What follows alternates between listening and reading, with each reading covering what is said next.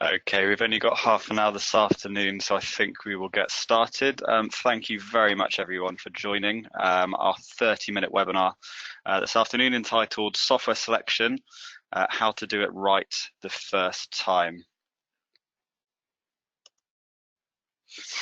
My name is Callum Rees, and I'm joined by Jonathan Sheldrake. But before I go into the main content this afternoon, I just want to spend a minute explaining who Sustainit are and what we do, just to provide a little bit of context. As you can hopefully see on your screen, we've worked with some of the world's largest companies over the last 12 years or so. Our primary services are helping these companies to select, implement and then manage their EHS and sustainability software platforms. And we really pride ourselves on our independence. We don't have any reselling agreements or anything like that with any of the vendors in the space. And this really enables us to help companies choose the software that is right for them and not be swayed by any bias. Okay, so the agenda today is as follows. We're going to start off talking, giving you a bit of an overview of the EHS software market in general, followed by the first phase of our kind of best practice software selection plan, which is strategy, materiality, and planning. Johnny then will then talk about gathering requirements and kind of initiating that engagement, followed by defining your requirements. We'll then finish on vendor demonstrations in the RFP process. Okay, a little bit of housekeeping. You can see on your screen fairly outdated question dialog box, which hopefully you've all got. So please, if you've got any questions throughout the next half an hour, please do ask them. And if we've got any time at the end, we will get around to answering those questions. If not, we will be posting the webinar live on our YouTube channel. And we will follow up with you individually afterwards.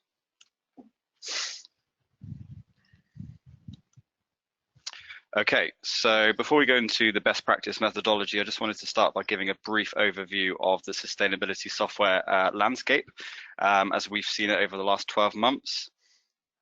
Data from a leading independent research firm found that $1 billion was spent on EHS software in 2017, with the largest markets being North America and Europe. So there's plenty of market share up for grabs. So we've seen a lot of the software houses being very busy innovating, acquiring other companies and also being born at an extremely high rate. We've also seen a lot of these high profile acquisitions from larger software houses, gobbling up smaller ones in order to quickly increase their market share. But also to expand more quickly the offerings to their customers. We've also seen a number of software providers that are actually being acquired by consultancy firms without a pre-existing software tool to form these large conglomerates that share these complementary capabilities. Also on the other side of that, we've also seen a lot of kind of smaller players popping up in the market, especially when you're looking at kind of more niche or targeted software such as building management and community investment. In terms of the usability of these systems, however, we have seen a huge variation in working practices. Some of the firms that you'd expect to be utilizing sustainability data management systems are still using Excel, whilst a lot of those who have implemented systems, sometimes years and years ago, are still not utilizing them to anywhere near their full potential. So there's a real push for firms to adopt some of these efficient sustainability data management platforms from external forces. So legislation, both mandatory and otherwise, are increasingly common.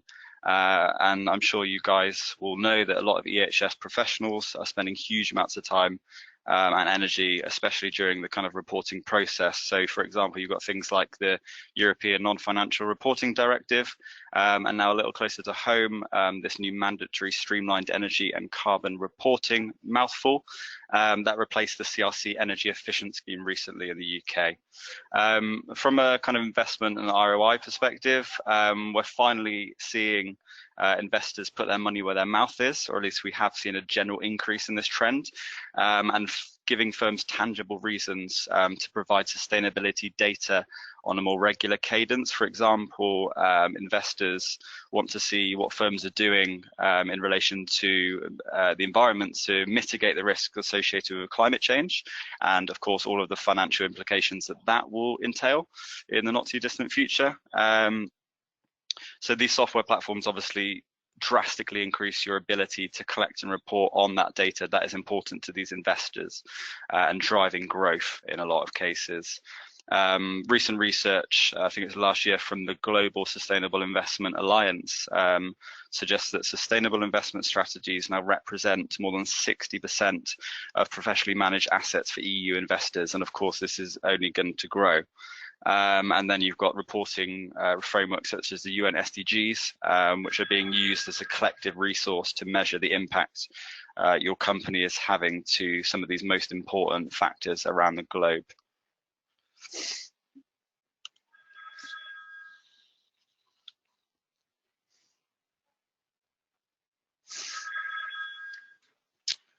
Okay, so I'm going to start with talking about the first stage and give you a kind of not very nice quote that we took from NEEM's publication last year. So only 12% of companies who implemented software achieve their internal objectives. So hopefully the rest of this webinar will help you be a part of this small percentage of winners. So firstly, you really need to just kind of think from as high level as possible about the scale of the project. What is the scope of the software? Will the software encompass environmental, health and safety data, as well as kind of assisting the risk and compliance aspects of the business? Or are you simply seeking a replacement of smaller existing software or a kind of set of Excel processes, for example? Or are you looking for a new system to support a brand new sustainability strategy? Other considerations, again, looking at the tool for the purposes of making some of your reporting period work a lot easier, and also, of course, increasing the accuracy of your data. But at this stage, you know, it's really important to also consider the kind of general budget so that you can tailor your requirements accordingly. A lot of companies as well are also using some of these more complex enterprise level software solutions as a kind of central repository for all of their data. Therefore, they're kind of integrating with lots of different internal and external platforms and pulling and pushing data out in order to visualize it for the most part using the system and all of its functionality. Okay, so talking a little bit of more detail about the scope of the project. There are lots of pieces of data or reporting frameworks that you should consider at this stage. So hopefully you do have a sustainability strategy. Definitely should do by now. So underneath this, you'll have a set of goals, and you should hopefully know your KPIs. You should be able to, with that, define the kind of metrics that sit below. Also, when you're going through this process, remember to think about your future strategy as well, regardless of if it's not even been defined yet. As much information as you can put in the upcoming RFP, the better it will be, because obviously the vendors will have a much better understanding of where you're trying to go, and we'll try to help you get there as much as possible. So as I've already touched on, consider data access from other internal systems. You might already have a whole host of other systems. We seldom see companies just using one platform, so just think about what other software systems you might be wanting to push and pull data in and out of. Already talked briefly as well about reporting frameworks. Obviously, most of you are probably reporting to GRI, CDP, DGSI, or maybe something a little bit more specific to your industry. So take these into consideration as well, because these platforms will be able to significantly relieve the administrative burden even of these external reporting practices. Also, any kind of internal policies that you might have. Think about the specific data that is required to collect around these with kind of software with supply chain software in particular. This is quite an important consideration. You might also have data that's attributable to other internal reports that you take part in.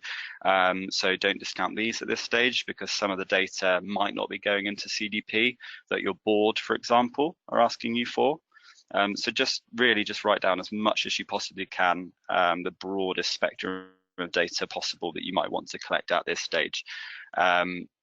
So in regards to the planning, I think this is really key. Assemble the right team, and assemble a team that's going to be consistent, hopefully, as much as possible throughout the duration of the project, because it will really steer you in the right direction. And this team should really kind of encompass stakeholders from different departments, especially if you're looking at a large enterprise size solution, whereby you're collecting various different types of data, and always include an IT contact. Also during the planning stage, make sure that procurement, as well as the kind of purse string holders, are well aware of what's going on and what you're trying to achieve. This will mitigate any potential delays, as well as obviously increasing the engagement throughout the company. And as I've already touched on, make sure, where possible, because of course you can't account for anything, that your team is going to be there until the end, because it will really have positive impacts. Okay, and now I'm going to pass you over to Johnny to explain a bit more detail about gathering of the requirements. I'm just going to change presenter.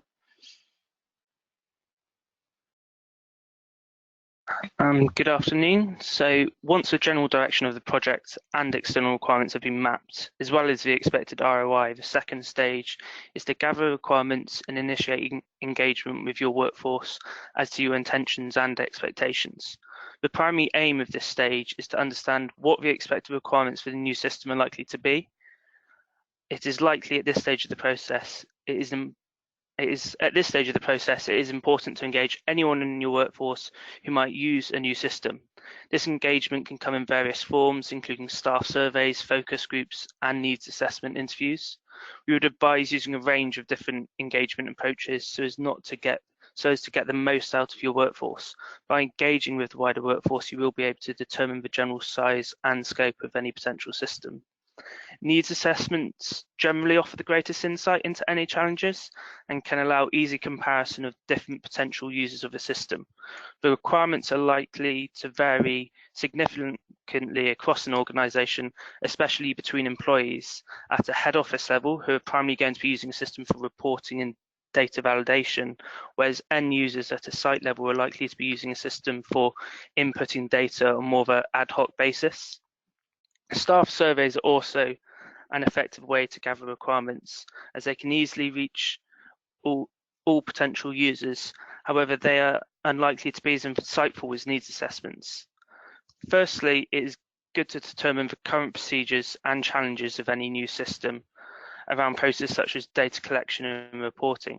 For example, many organisations still rely heavily on programs such as Excel to support a system, and it is important to understand why this is happening and how it is ineffective. Once the current challenges have been recorded, and any future wants, however outlandish or potentially costly they might be, can be collected. At this stage, you're just asking for the capabilities, and you're not in a kind of scoping phase yet, and this will happen at a later stage with the vendors. So it's important that you map any potential wants that you might have. As Callum has outlined, the EHS market is currently very competitive and undergoing a period of significant growth. It is therefore likely that any potential wants that are collected could be significantly cheaper in the future. So at this stage, they can easily be ruled out and planned into future upgrades. For example, EHS mobile apps are now becoming the norm across large-scale systems, where previously this was often a costly add-on, if it was even an option at all. About that, a bit of a technical difficulty. It is important at this stage so that the challenges, needs, and wants are mapped and recorded. The gathering of these requirements are used throughout the software selection process and can be reviewed and updated once a new system is in place. It can also help review the success of software selection and implementation process once it has been completed. All of this work can also help you build a business case for software implementation if you do not already have one and give you access to the budget required. This stage is also a good opportunity to engage the wider workforce, and a general communication should be sent to any potential users outlining expected directions, steps, and launch date of any new system.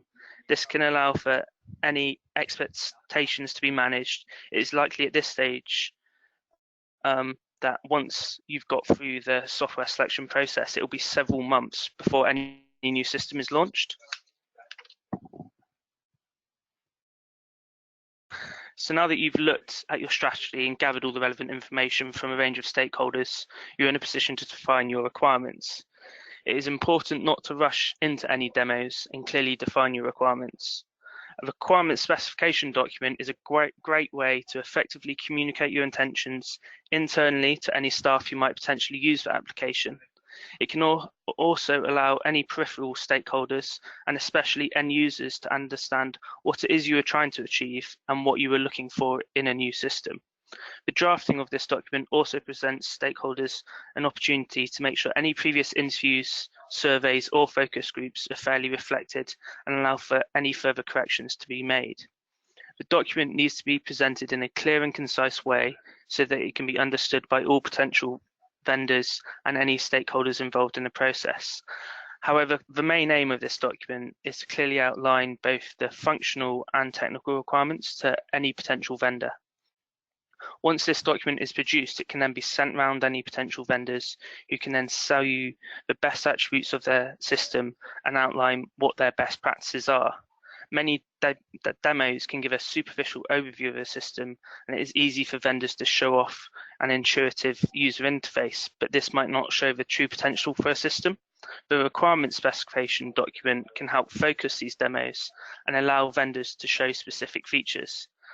As Callum has outlined, the EHS system market is rapidly expanding and changing, and future upgrades to EHS systems could potentially collect, analyze, and report in multiple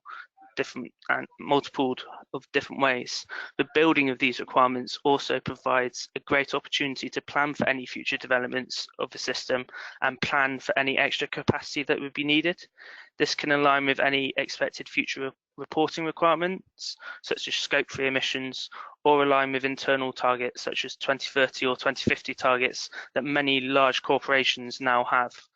A clear introduction is required with any requirement specification, which can introduce a company, provide a high-level overview of both the purpose, scope, and business case for the required system. At this point, it's important to outline that it's likely, depending on the type of software you are looking for, that some vendors won't be able to adhere to all your requirements. It's therefore important to outline what the key or must-have requirements are within the document. We see there being two distinct areas within the requirement specification, both functional and technical requirements that I will now outline.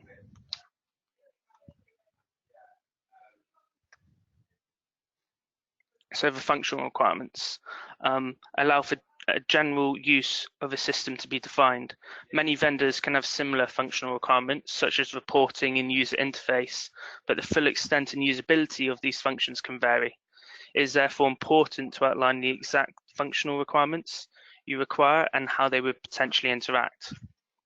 It is important to think of functions and usability of all the potential users, and it's likely to vary significantly depending on the roles, as I highlighted earlier. When you're collecting the needs and wants of the system, it's going to vary between end users and users at a head office. They are likely to need kind of different access to the system, different methods of reporting, different methods of data collection, and it's likely to vary across the organization. Some of the typical functional requirements that can be used include dashboards and reporting. So it's important to check whether there's ability for multiple dashboards that can be edited depending on the required scope and site of a particular user. Nearly all EHS software has this functionality, but it varies significantly. The general user interface is important to be aware of, and this can include access provides clear and simple layout that are important factors but should not be overstated. Other functional requirements to be aware of include organizational structures, KPIs and metric structures, and the ability to comply to reporting frameworks, such as the GRI. Lastly, on the functional requirements, it's also important to ask vendors about any training that might be required, both for system administrators and end users. Having effective training can help engagement, data quality, and launching of the system. But this, however, can be a very costly task, and asking vendors at this stage of the process allows for appropriate planning and budgeting for training. I've only gone over a few of the functional requirements, and these can vary significantly, but what I would say is it's important to reflect all the stakeholders' needs and wants that are highlighted in the scoping and engagement phase. So I'll now briefly go over the technical requirements. So these are likely to be quite extensive and underpinned by your IT team and their required parameters. It's important to engage an IT team early in the software selection process, as they are likely to highlight any major limitations to any software selection. The technical requirements should be written in a way that is both easy for vendors to understand and integrates any internal technical language. Some of the key technical requirements are likely to include implementation, such as timeline for system implementation, what internal resources will be required, migration of any historical data, and expected testing of a system before launch. Security is often a technical requirement that is highlighted, which is often a high priority among IT teams, which includes encryption, protection of data, how a system can be audited, where it is hosted, whether it's in kind of the host country or it can be hosted internally or externally. And as I'm sure you've all been hearing recently, kind of compliance to GDPR. Also within the technical requirements, there's likely to be support needed. So it's important to understand if there's any existence of SLAs and expected responses to those, whether there can be any ongoing and maintenance upgrades, and if there is availability for ad hoc support where there is a lack of knowledge or capacity to use the system effectively. One of the technical requirements that is highlighted is pricing structure. There are many variations in pricing structure across the EHS market. Typically, pricing is based on a basic ongoing annual cost and then an extra fee depending on number of users or licenses that are needed on the system. So it's important at this stage that vendors can give some indicative costs, and this can easily allow for vendors to be discounted if there are significant budget limitations. As you can probably tell, many of the technical requirements will overlap, but it's important to be as specific as possible to avoid any confusion where possible. And it's important to produce the requirements in a clear format that can easily be understood, but also integrating any internal technical language. I'll now pass over to Callum, who will go over the RFP and demo demonstrations. Thanks, Johnny. Okay.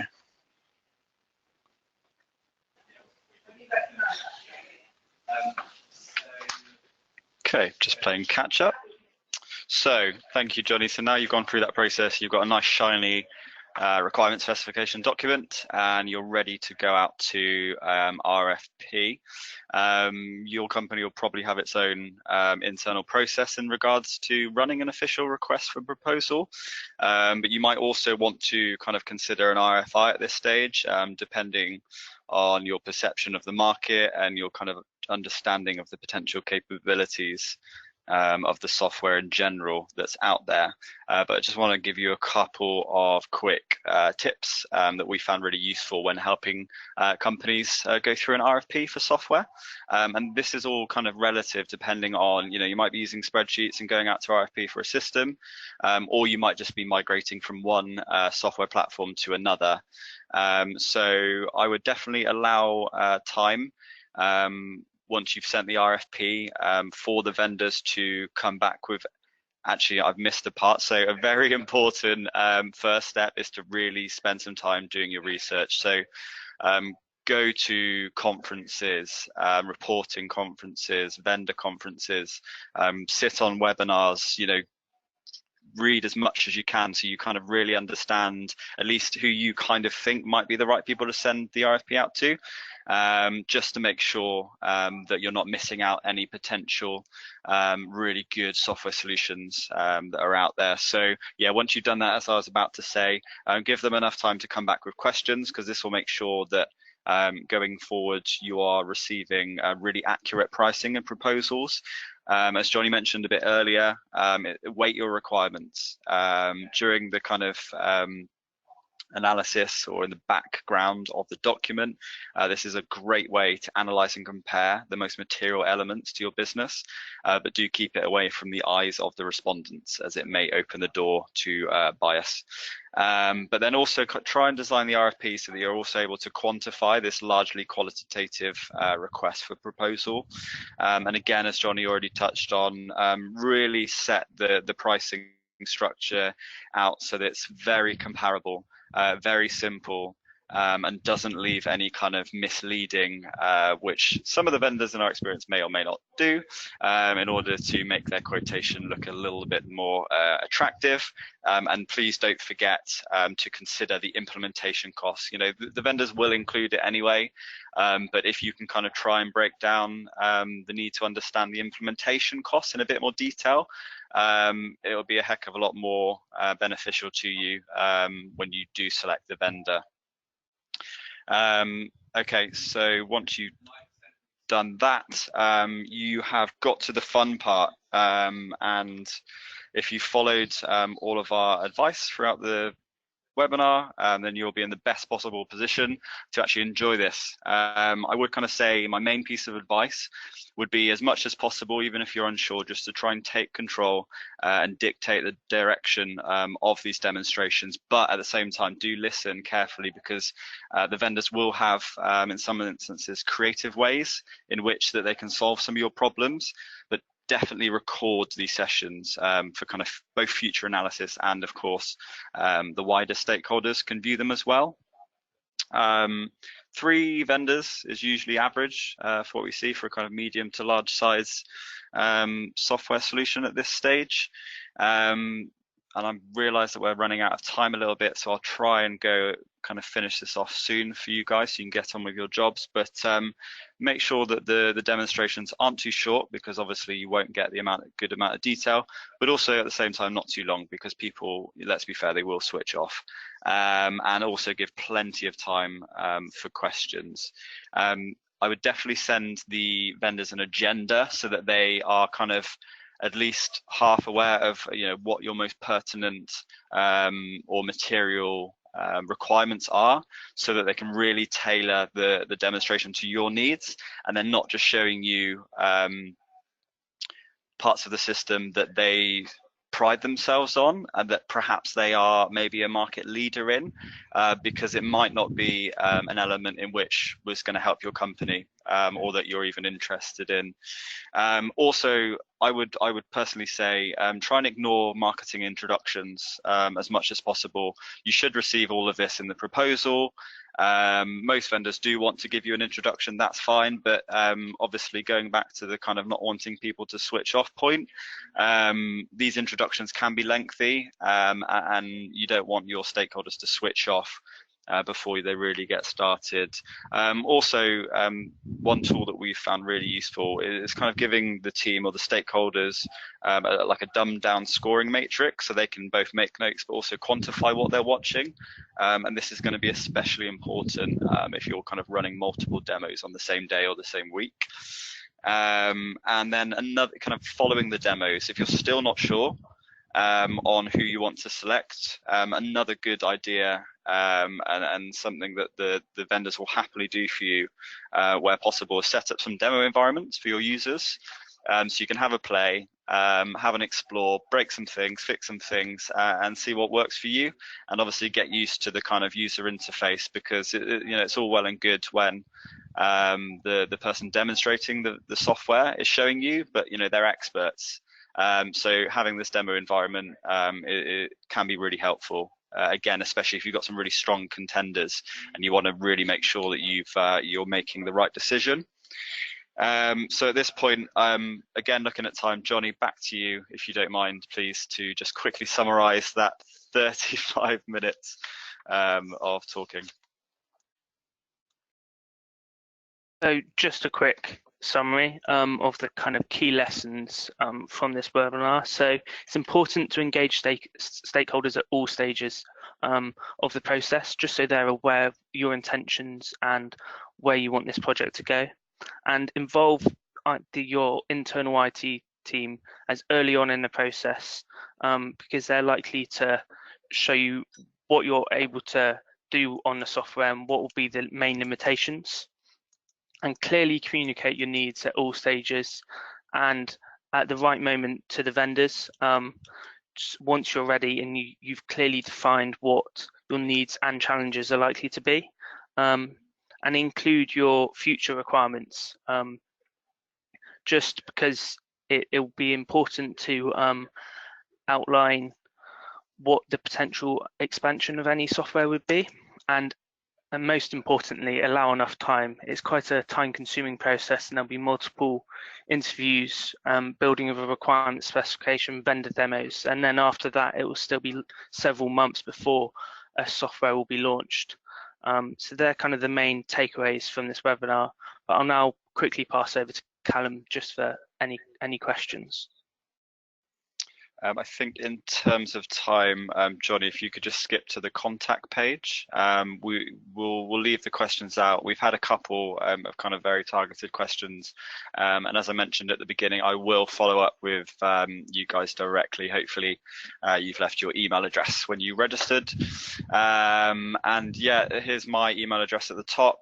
You can visit our website, which we're going to be relaunching in a couple of months, and you can also obviously get in touch by phone as well, but the phone number doesn't seem to be on this slide.